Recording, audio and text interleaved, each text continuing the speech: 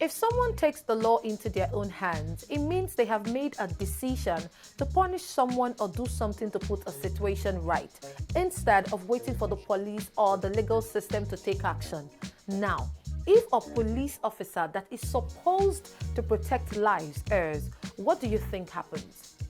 A mob has beaten a yet-to-be-identified policeman to stupor after a man simply identified as Yusuf got rammed by a BRT bus from the impact of being allegedly pushed by policemen in the Ketu area of Niger State. Punch gathered from eyewitnesses at the scene that the policeman and his colleagues were attempting to dispossess Yusuf of his vehicle when he got pushed into the BRT lane. In the process, one of the BRT buses plying the lane inward Lagos rammed into Yusuf, who collapsed due to the impact of the crash. An eyewitness at the scene, whose name could not be ascertained as he hastily spoke with our correspondent, said that when the scene got rowdy, the policemen, after realizing that Yusuf had been crushed by the BRT, attempted to flee the scene, but an angry mob apprehended one of them. According to the eyewitness, they didn't just apprehend the policeman, they beat nonsense out of his body until he fainted because the guy wasn't even dead yet, and yet he wanted to run. How can running be the first thing that comes to mind, Oga Policeman? I don't understand. We are talking about a human being here.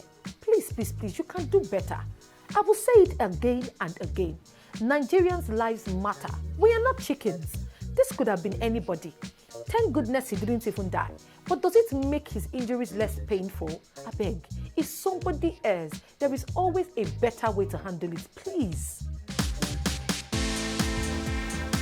It seems as though people have begun to stock up on foodstuffs to prepare for the eventuality with the apparent failure of negotiations initiated by ECOWAS to find a diplomatic resolution in Niger.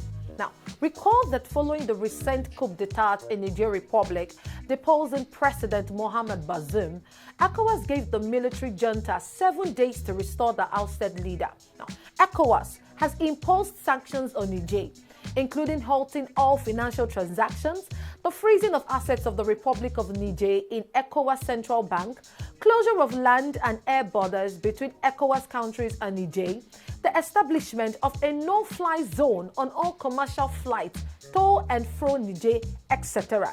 In fact, it also threatened to use force to reinstate Bazoum. Now, this has led to protests in the Republic of Niger, warning ECOWAS, especially Nigeria's President Bola Tinubu, who is the chairman of the regional bloc, not to interfere with the affairs of their country.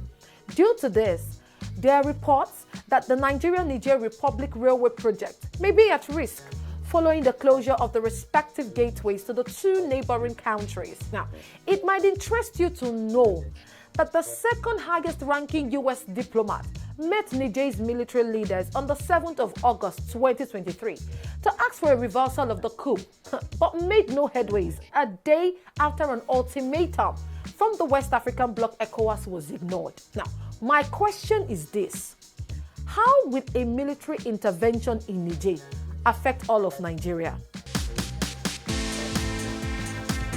The name of the immediate past governor of Kaduna State, Nasir el-Rufai, was on the 7th of August missing from the list of the ministerial nominees confirmed by the Senate. Also missing on the list was the name of Senator Abubakar Danlandi from Taraba State and former Nexim Bank Managing Director Stella Okotete of Delta State. The Senate approved and confirmed 45 out of the 48 nominees sent by President Bola Tinubu. According to impeccable sources in the Senate, the unconfirmed nominees are currently undergoing security checks, having found some things against them. Punch reported that a couple of petitions, including those sent by Senator Sunday Karimi of APC Kogi West, were presented against el-Rufai during the screening. The lawmaker representing Kogi West during the ministerial screening moved against the former Kaduna State governor.